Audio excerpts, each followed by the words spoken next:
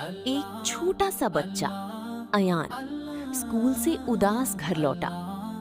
امی نے پوچھا، کیا ہوا بیٹا؟ ایان بولا، امی دل گھبرا رہا ہے۔ امی مسکرائیں، جب دل پریشان ہو تو اللہ کو یاد کرو۔ چلو پہلے وضو کرتے ہیں۔ اور ایان وضو کرنے لگا۔ ہر چھینٹے کے ساتھ اس کا دل ہلکا ہونے لگا، جیسے سکون اتر رہا ہو۔